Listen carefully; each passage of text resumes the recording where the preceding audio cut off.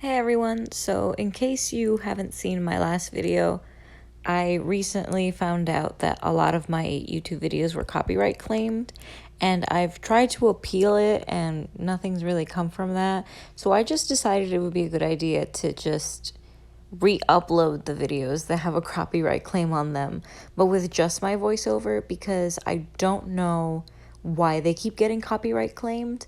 It is all my work. It's videos of my own process, and at most the music comes from a copyright-free music website that I do also mention when I post the video in the information box.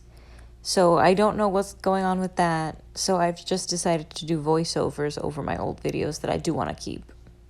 And I honestly probably am only doing this because I want to be able to keep a lot of these videos. They are personal projects of mine that took a lot of time to make.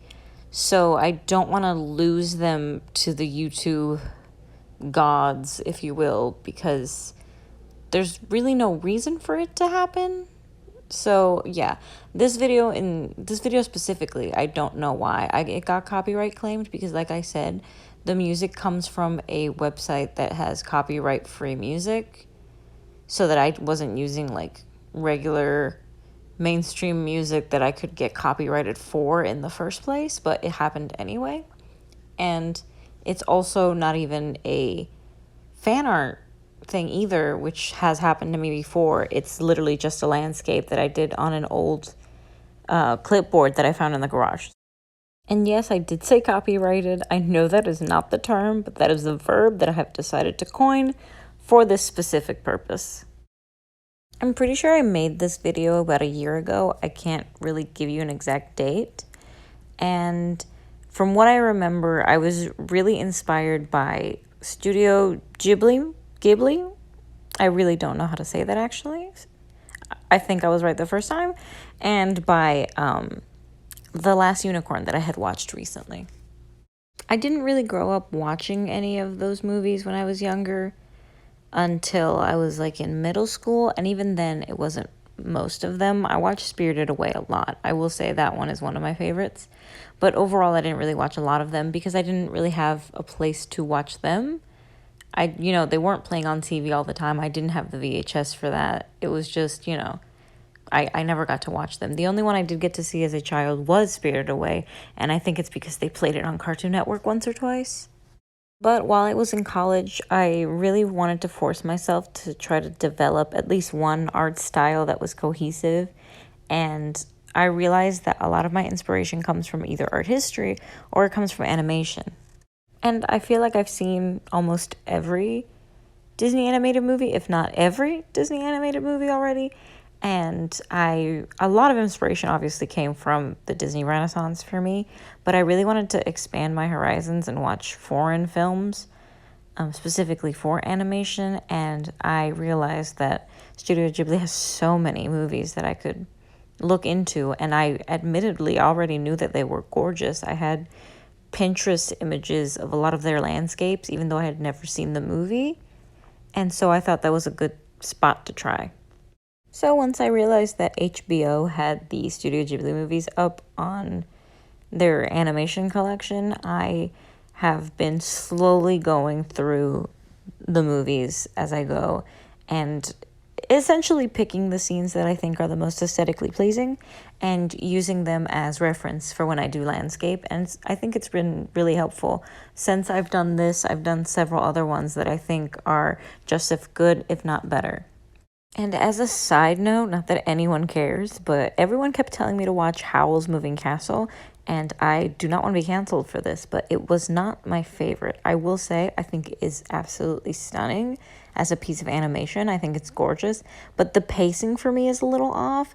Why did no one tell me about Princess Mononoke? Now that is my favorite. That is my jam. Spirited Away comes after that. For me, Princess Mononoke is the best one, and no one told me about it. Shame on you. Since I'm going to keep talking about the process that I'm going through here, I would like to point out that I was being extremely lazy when I painted this. I don't remember if it's because I didn't have a painting palette anymore. I think I lost it or I broke it or something. Or if I was just too lazy to look for it. But I was literally mixing paint on some piece of scrap paper and painting it directly on. And if you are trying to be an artist, probably don't do that. I don't recommend it, but I was doing it anyway because apparently I was making myself do extra work. Also, when I paint traditionally, I do a combination of gouache paint and acrylic paint, mainly because I feel like there are some colors of my gouache that are just too thin. They don't really have the vibrancy that I like. Or I have certain whites that I like to mix together to make a better consistency. And for the most part, I feel like I tend to use the same colors in most of my work. I use a lot of greens, blues, purples, and usually I have the same sort of sky blue in acrylic and gouache, and I mix it with a lot of other blue shades, but for the most part it's acrylic, gouache. My greens are mostly gouache. I don't really have an acrylic green that I really care about. And I also use a lot of markers and gel pens, and later on in this video I do use some of them. I don't think they're supposed to be used for this purpose because the ones I'm using are like chalk paint markers that I got for free at like an art supply store kind of thing.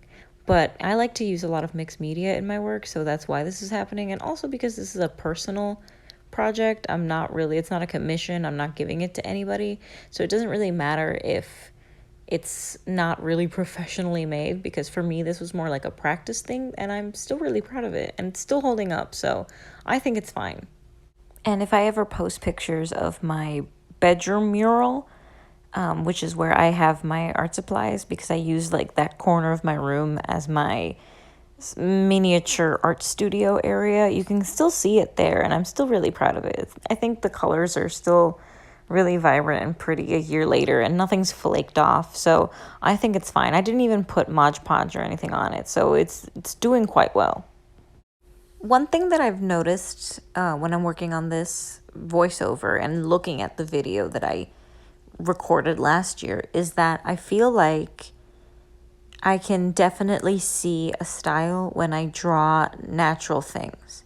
I feel like when it comes to portraits and characters, I tend to change the style depending on how much time I get to work on it. If I get to work on something as much as I want, I do like naturalism. Even if it's stylized, I like it to feel natural. I like to have natural proportions for the most part. But if I have to work really quickly, I tend to default back to my more animated sequential art style, because I was a sequential art minor, and if I had work that I had to make really quickly, I would have to stylize everything so that I had time to even finish it. But that doesn't really happen when I work on like landscapes or just doing natural things in general, like trees, flowers, skies, clouds, all that, because I've always kind of worked the same way. And I think it's because I don't have to worry about, at least for the most part, I don't have to worry about angles and, proportions, and if everything's up to scale or anything, because, a tree is a tree. A landscape is a landscape. For the most part, I think I'm freer when I do natural things, and they all tend to fit in the same kind of group. Like I can see something that I did a year ago versus today, and I feel like the colors would still be the same, and I would still go for the same kind of nature, the same kind of aesthetics.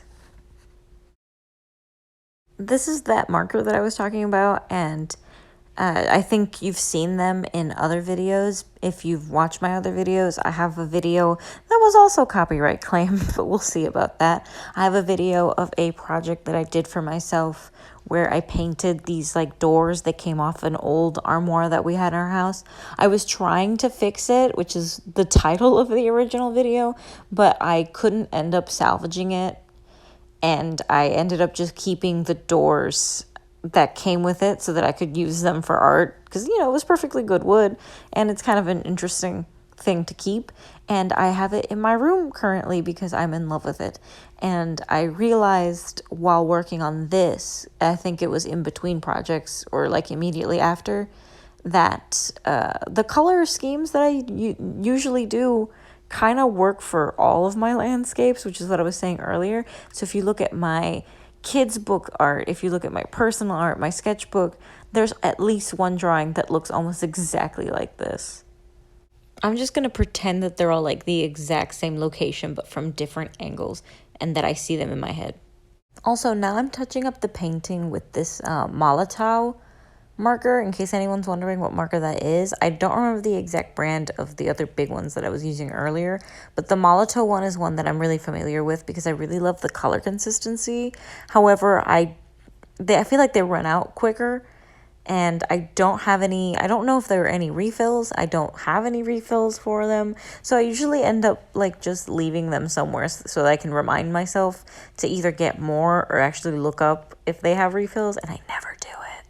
While I use these markers a lot, especially in videos that I upload on YouTube, they're not actually my go-to. My main thing for fine details are gel pens, but I figured since I was working on this like wood clipboard that it really wouldn't work and that they would look like really small or that I would be scratching for no reason, so I ended up using the paint-based markers.